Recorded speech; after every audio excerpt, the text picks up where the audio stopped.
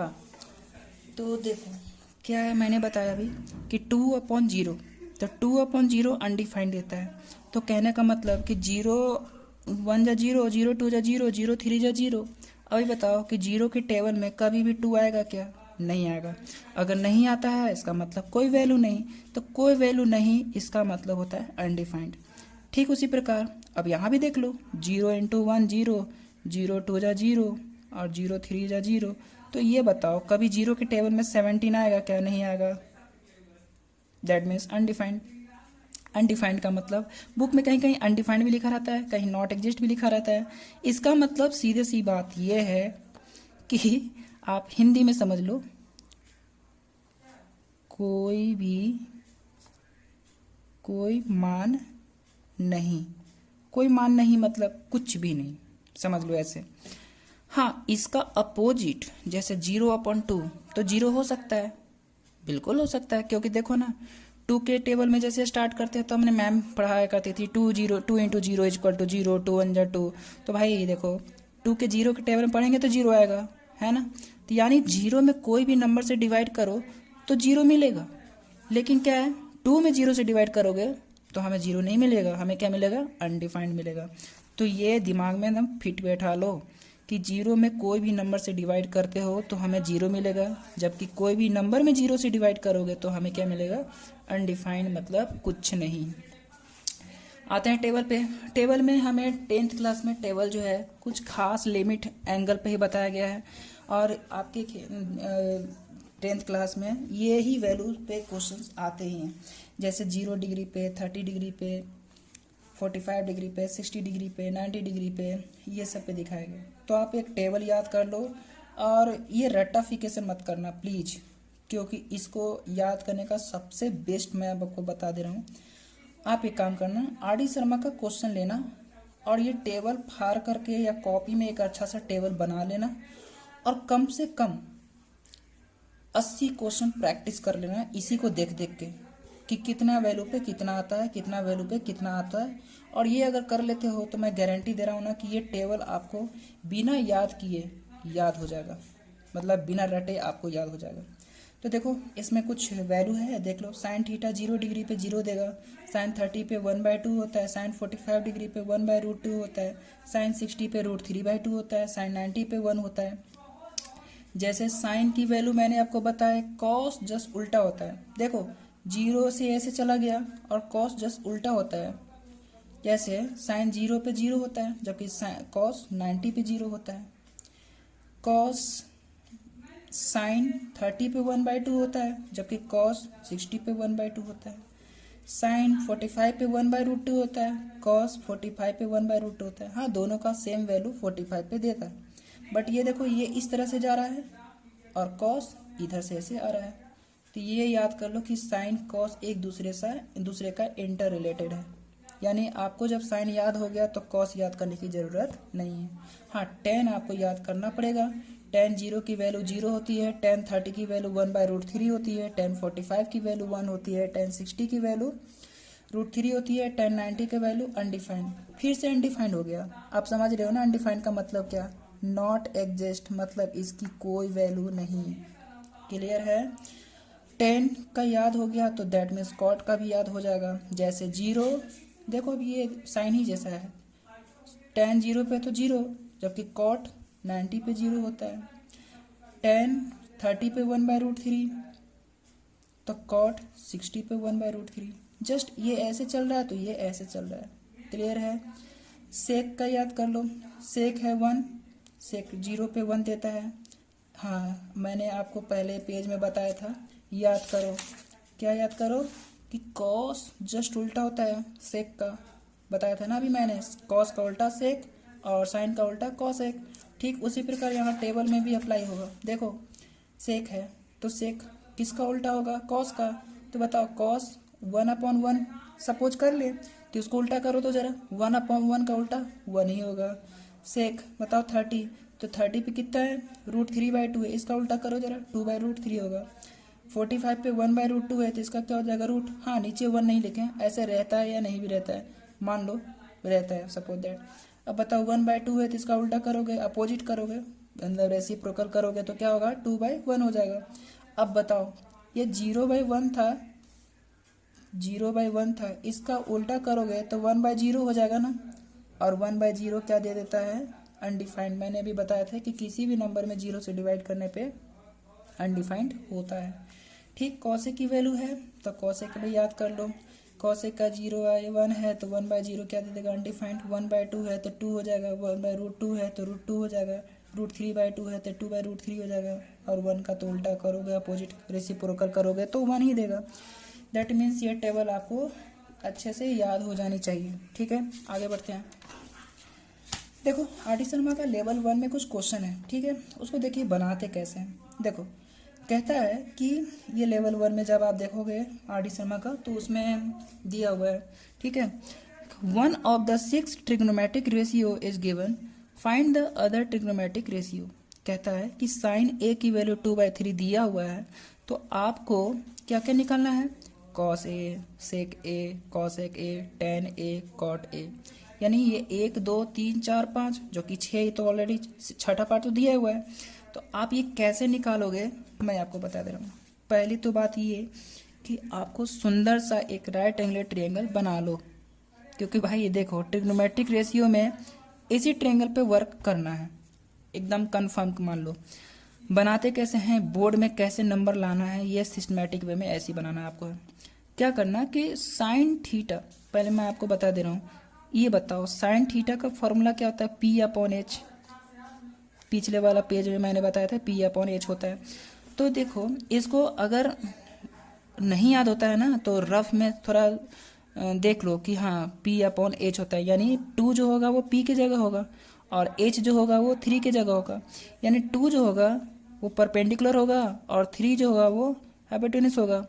तो इसको लेट कर लेना, सपोज कि BCS, और यहाँ पे नेमिंग कर देना कि हाँ ये जैसे देखो साइन ए है तो बहुत लोग क्या करते हैं, मैं एक चीज और बता देना चाह रहा हूँ। जैसे देखिए example, sine A is equal to 2/3 तो करते हैं कितने लोग कि एक ट्रायंगल बनाएंगे, क्योंकि भाई हमने तो सिखाया ही है। और ए तो ABC कर लेते हैं। अब 2/3 तो 2/3 जो है तो एंगल ए के सामने, और ये क्या है P/H है तो परपेंडिकुलर जो होगा, तो हम बताए थे कि एंगल ए के सामने वाला परपेंडिकुलर होता है, दैट मीन्स 2 यहाँ होगा, और हाइपोटेन्यूस जो होगा 3 होगा, दैट मीन्स 3 होगा। तो देखो क्या है, ट्रायंगल में अपोजिट देखने पे और सोचने पे और इसके बाद सॉल्व करने में थोड़ा उटपट मतलब अटपटा सा लगता है, अपोजिट हो जाता है, तो हम लोग कैलकुलेशन में थोड़ा सा दिक्कत होती है। दिक्कत क्या होगी, मतलब समझ लो कि थोड़ा सा प्रॉब्लम जाती है। जबकि ये मैं सिखाया हूँ कि साइन ए, एंगल ए जो होगा वो हमेशा यहाँ पे मत करना, एंगल यहाँ से कर लेना, ताकि सब कुछ सॉल्व करने में आसानी होती है। जैसे देखो ना, अब साइन ए है, चाहे थीटा हो, चाहे अल्फा हो, चाहे कुछ भी हो, आपको हमेशा एंगल यही सोचना है, ताकि आपको आराम से परपेंडिकुलर, बेस और हाइपोटेन्यूस पता चल सके। तो देखो यहाँ पे हम सपोज किए ABC नेमिंग कर दिए हैं और यहाँ पे 2, तो बताओ ये BC को मैंने 2 लिया। हाँ एक चीज़ और देखो, बहुत लोग बताते हैं कि जैसे 2 है तो यहाँ पे सपोज कर लेना 2, जैसे ये क्या है बेटा 2/3, बता सकते हो ये क्या है, रेशियो है ना, और रेशियो में कोई वैल्यू नहीं होती है, इसलिए हम कोई कांस्टेंट टर्म लगाते हैं, जैसे 2k और 3k, मतलब नंबर कोई कांस्टेंट टर्म मानते हैं। आप ऐसी वैल्यू डायरेक्ट नहीं ले सकते हो, क्योंकि रेशियो है ना। आपका मैं बोल दूँ कि मेरा एज और आपका रेस 2:3 का है, तो क्या आप ऐसे कह दोगे कि आप 2 साल के हो मैं 3 साल का हूँ, ऐसा नहीं कह सकते हैं। रेशियो का मतलब कि आपकी वैल्यू और मेरी वैल्यू का रेशियो हो सकता है 50 साल हो, हम हो सकता है 30 साल है, चाहे हम ही 50 साल, आप 2 ऐसे सपोज दैट मान लो कि हम 90 साल के होंगे और आप क्या होंगे 60 साल के होंगे, तो उसका रेशियो जो है वो डिवाइड करके लाया गया होगा। वैल्यू नहीं ले सकते हैं, ये रेशियो है, इसलिए मैंने यहाँ पर के टर्म का यूज किया है, और पूरे में के टर्म का ही यूज करके सॉल्व करने हैं। इसलिए BC को मैंने क्या ले लिया 2k और AC को मैंने ले लिया 3k। अब ये सब निकालना होगा तो एक तो वैल्यू रह गया, वो निकालना पड़ेगा मुझे, तो इसलिए यहाँ पे हम क्या यूज करेंगे, पाइथागोरस थ्योरम। अब पाइथागोरस थ्योरम में AC² बताया था मैंने, ये बताया था h square is equal to p square plus b square. तो देखो a c square is equal to b c square plus a b square. A c square को क्या लिख सकते हैं 3k का स्क्वायर, बी सी स्क्वायर को क्या लिख सकते हैं 2k का स्क्वायर, और ए बी स्क्वायर को हम ए बी स्क्वायर रहने दो। अब आगे बढ़ो, 3k का स्क्वायर करोगे 9k का स्क्वायर हो जाएगा। अब ये भी इसमें भी थोड़ा प्रॉब्लम होती होगी तो थोड़ा देख लो, यहाँ पे मैं बता दे रहा हूँ। जैसे 3k का स्क्वायर, तो 3k इंटू 3k करो तो 3 3 जा 9 और k क्या हो जाएगा k स्क्वायर हो जाएगा। ठीक है, 2k का स्क्वायर 4k का स्क्वायर, ये भी वैसे ही हुआ 2 2 जा 4 और k का स्क्वायर हो गया प्लस ए बी का स्क्वायर। 4k स्क्वायर को इधर शिफ्ट कर दो तो 9k square minus 4k square, इधर क्या रह जाएगा ए बी का स्क्वायर। 9 में से 5 गया 9 में से 4 गया 5k स्क्वायर। और इसको क्या कर दो कि जैसे पावर 2 इधर, अगर पावर 2 इधर आता है तो वो शिफ्ट हो जाता है रूट में। अब रूट में होगा तो ये देखो, अब इसमें थोड़ा सा बता दे रहा हूँ मैं कि जैसे रूट में क्या होगा 5k स्क्वायर है तो 5 का तो रूट निकलेगा नहीं, तो रूट 5 और k स्क्वायर रूट से कट जाएगा तो सिंपल k। अभी बहुत लोग को समझ में नहीं आया। जैसे मैं बता दूँ कि 5k स्क्वायर है तो इसको मैं रूट दोनों में भी तो लगा सकता हूँ ना, ऐसे। तो एक तो ये रूट से गया क्योंकि दोनों पे रूट है तो अलग अलग रूट ले सकते हैं। तो अब बताओ क्या हो गया, रूट 5k हुआ ना, ये रूट 5k है। अब बताओ रूट 5k आ गया बेस में। अब बताओ कॉस ए का फॉर्मूला क्या होता है b अपॉन एच, तो बेस क्या है रूट 5k और हाइपोटेन्यूज क्या है 3k, तो k से k कट गया, क्या आया रूट 5 अपॉन 3। सेक ए का क्या होता है एच अपॉन बी, सब पीछे वाला कॉपी में मैंने लिखवाया हूँ। ठीक है, एक बार फिर से एक बार देख लेना क्योंकि थोड़ा प्रॉब्लम जाएगी और बारी बारी देख देख के ये सब सॉल्व करना। ठीक है, तो हाइपोटेन्यूज क्या है 3k है और बेस क्या है रूट 5k है, तो k से k कट गया 3 अपॉन रूट 5 हो जाएगा। कॉसेक अब समझ में आ रहा होगा, h की वैल्यू 3k हो गया और p का क्या हो गया 2k, k से k कट गया 3/2 हो गया। tan a का क्या होता है p/b हो गया। तो p परपेंडिकुलर क्या है हमारा, यहाँ देखा जाए 2k है और बेस क्या है तुम्हारा रूट 5k है, तो root 2k upon root 5k, फिर k से k कट गया 2 अपॉन रूट 5 हो गया। कॉट a का हो गया, तो हमको पता है कि tan का अपोजिट कॉट होता है, तो 2 अपॉन रूट 5, तो इसका क्या होगा रूट 5 अपॉन 2 हो गया। तो आगे भी थोड़ा देखते हैं, एक और क्वेश्चन था। ठीक है, R.D. शर्मा का ये क्वेश्चन है, उसके आगे वाला क्वेश्चन में क्वेश्चन नंबर 5 का बता रहा हूँ मैं। जैसे 15 cot a is equal to 8 है, हमें फाइंड क्या करना है साइन a और सेक a। तो पहले 15 cot a है, इसको ऐसे कर लो, क्या ये मल्टीप्लाई में है, तो मल्टीप्लाई तो इधर इक्वल की इधर जाएगा तो क्या होगा डिवाइड में, तो 8 अपॉन 15 होगा। और बताओ कॉट का फॉर्मूला क्या होता है b अपॉन p होता है। तो पहले एक सुंदर सा एक राइट एंगल ट्रायंगल बनाओ। मैंने बार बार मैं बोल रहा हूँ कि राइट एंगल ट्रायंगल पे ही बनेगा, तो राइट एंगल ट्रायंगल पे और पाइथागोरस तो याद कर लेना। ठीक है, तो बताओ बेस क्या होगा हमारा 8 होगा और परपेंडिकुलर क्या होगा 15k हो गया। हाँ, k क्यों लिए, मैंने अभी जस्ट बताया था कि रेशियो होता है तो k कोई कांस्टेंट टर्म हमें सपोज करना ही पड़ेगा क्योंकि वैल्यू नहीं दी रहती है ये। तो ए बी को मैंने क्या कर लिया 8k सपोज कर लिया और बी सी को मैंने 15k सपोज कर लिया यूजिंग पीजीटी। अब पीजीटी क्या है पाइथागोरस थ्योरम। ठीक है, या तो आप कंफ्यूज हो रहे हो तो लिख लेना भाई पाइथागोरस थ्योरम। ठीक है, फिर से उसमें अप्लाई किए a c square is equal to b c का स्क्वायर प्लस ए बी का square. A c square b c को क्या लिख सकते हैं 15k का स्क्वायर प्लस ए बी को हम 8k स्क्वायर। 15 को करोगे तो 15 जा 225 k स्क्वायर प्लस 8 8 जा 64 k स्क्वायर। इन दोनों को प्लस करोगे तो 289 और हमें पता है कि 17 इंटू 17 क्या होता है 289।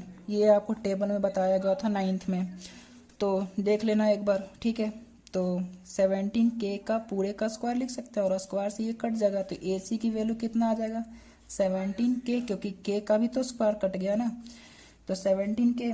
अब बताओ हमें क्या फाइंड करना था साइन a और सेक a। तो साइन a की वैल्यू तो p, साइन a की वैल्यू होता है p अपॉन h, तो 15k अपॉन 17k, k से k कट गया 15 अपॉन 17 और सेक a की वैल्यू क्या होती है h अपॉन b, तो 17 upon 8k 17k upon 8k, k से k कट गया 17 अपॉन 8। तो ये हो गया सॉल्व। एक लास्ट क्वेश्चन है, देखिएगा 7th नंबर। 6th वाला छोड़ दिए मैंने इसलिए क्योंकि क्वेश्चन नंबर 5th और 6th सेम थे, तो आप 6 सॉल्व करिएगा, नहीं तो हम अगले वीडियो में बता देंगे। 15 cot theta is equal to 7 upon 8 ऐसा है। अब इवेलुएट, पहला में तो कह रहा है कि इसको सॉल्व करो, दूसरा में कह रहा है कॉट स्क्वायर। पहला क्वेश्चन कह रहा है इसको सॉल्व करो, यानी 1 plus sine theta 1 minus sine theta 1 plus cos theta 1 minus cos theta, और ये अपॉन में है। तो देखो इसमें कुछ कुछ में क्या होता है कि आप बिना ट्रायंगल ड्रॉ किए ही कुछ सॉल्व कर सकते हैं, कुछ दिमाग लगा के। देखो जरा 1 plus sine theta 1 minus sine theta, क्या ये a प्लस बी और a माइनस बी है? देखो जरा a प्लस बी और a माइनस बी क्या देता है? a square minus B square. तो ये इसको मैंने 1 को a मान लिया, साइन थीटा को b, 1 को a मान लिया, साइन थीटा को b, तो ये फॉर्मूला हो जाएगा ना, क्या हो जाएगा? a square minus B square. तो ऊपर वाले को लिख सकते हैं 1 square minus sine square theta power 2, इस पे भी पावर 2, इस पे भी पावर 2। ठीक उसी प्रकार नीचे भी है क्या? 1 प्लस कॉस थीटा और 1 माइनस कॉस थीटा, तो इसका भी नीचे लिख सकते हैं 1 square minus cos square theta. एक बात और बताओ मुझे कि 1 का स्क्वायर कितना भी करोगे तो 1 ही होगा ना? देखो जरा बता दे रहा हूँ मैं। 1 का पावर 2 करो 1, 1 का क्यूब करोगे तो 1, 1 का 4 करोगे तो 1, क्योंकि मल्टीप्लाई कर रहे हो ना 1 इंटू 1 इंटू 1 3 बार, तो 1 ही देगा। दैट मीन्स 1 का कितना ही पावर करो तो 1 ही देगा। साइन स्क्वायर थीटा और ये हो जाएगा 1 माइनस कॉस स्क्वायर थीटा। अब मैं तुमसे ये कह रहा हूँ कि 1 माइनस साइन स्क्वायर थीटा को हम क्या कॉस स्क्वायर थीटा लिख सकते हैं? अब इसमें भी थोड़ा सा लोचा हो रहा है, तो पेज पलट लो ऐसे और देख लेना एक बार कि भाई कॉस स्क्वायर थीटा को 1 माइनस साइन स्क्वायर थीटा लिख सकते हैं। तो जहाँ 1 माइनस साइन स्क्वायर थीटा होगा वहाँ पे हम कॉस स्क्वायर थीटा लिख सकते हैं, और जहाँ पे 1 minus sine cos square theta होगा वहाँ पे हम साइन स्क्वायर थीटा लिख सकते हैं ना। तो देखो वही मैं बता रहा हूँ। देखो अब देखो 1 माइनस साइन स्क्वायर थीटा है तो इसको क्या लिख सकते हैं? कॉस स्क्वायर थीटा, और 1 माइनस कॉस स्क्वायर थीटा है तो क्या लिख सकते हैं? Sign square theta. और क्या कॉस अपॉन साइन कॉट देगा? अब इसमें भी थोड़ा प्रॉब्लम जाती होगी, तो यहाँ भी देख लो क्या है कि कॉट थीटा को क्या लिख सकते हैं? Cos upon sine theta. यहाँ कॉट थीटा को कॉस अपॉन साइन लिख सकते हैं। तो यहाँ भी क्वेश्चंस में देखो जरा क्या है? Cos square theta upon sine square theta, तो कॉट स्क्वायर थीटा हो जाएगा। और कॉट थीटा की वैल्यू दी हुई थी कितना? 7 अपॉन 8, तब पावर 2 लगा दोगे तो 7 अपॉन 8 का स्क्वायर करोगे तो क्या आ जाएगा? 49 अपॉन 64, क्योंकि 7 7 जा 49 और 8 8 जा 64। तो देखो कुछ ऐसे क्वेश्चंस आते हैं जो कि बिना डायग्राम भी है। हाँ, इसको ऐसे भी बनाया जा सकता था कि जैसे बहुत सारे बच्चे बोलेंगे कि cot theta is equal to 7 upon 8 था सर, तो आपने ऐसा यूज क्यों नहीं किया? जैसे आपने अभी तक बताया कि हाँ भाई यहाँ थीटा ले लो, तो फिर ये क्या था? बेस अपॉन पी परपेंडिकुलर था, तो इसको 7 और 8 ले लेते, 8 7 के और 8 के ले लेते, फिर पाइथागोरस लगाते। देखो मैं ये कह रहा हूँ कि हाँ उससे भी हम सॉल्व कर सकते हैं, ठीक है, कोई मना ही नहीं है। लेकिन इसमें ये तो नहीं कहा ना कि आप कौन से प्रोसेस से कौन से मेथड से आप बना रहे हो, कौन सा मेथड यूज कर रहे हो। आप ये मेथड यूज कर रहे हो कि आप ये मेथड यूज करोगे? क्लियर नहीं आ रहा तो देख लीजिए, आप ये मेथड यूज कर सकते हो, चाहे आप ये मेथड यूज कर लो, कोई भी मेथड यूज कर लो, इससे भी वही आने हैं जो कि इससे भी आया। बट ये क्या शॉर्ट है, तुरंत आराम से ये आंसर आ जाते हैं, ठीक है। ये इससे भी कर सकते हैं। अगर किसी को प्रॉब्लम हो रही है तो ये मेथड से भी मैं करवा दूंगा, ठीक है। अगर वीडियो थोड़ा ठीक ठाक लगा होगा तो स्टूडेंट में शेयर कर लीजिएगा, अपने दोस्तों में शेयर कर लीजिएगा, ठीक है, क्योंकि मैं स्टूडेंट को कहने पे ही ये वीडियो बनाया हूँ, ठीक है। थैंक यू वीडियो देखने के लिए, बाय।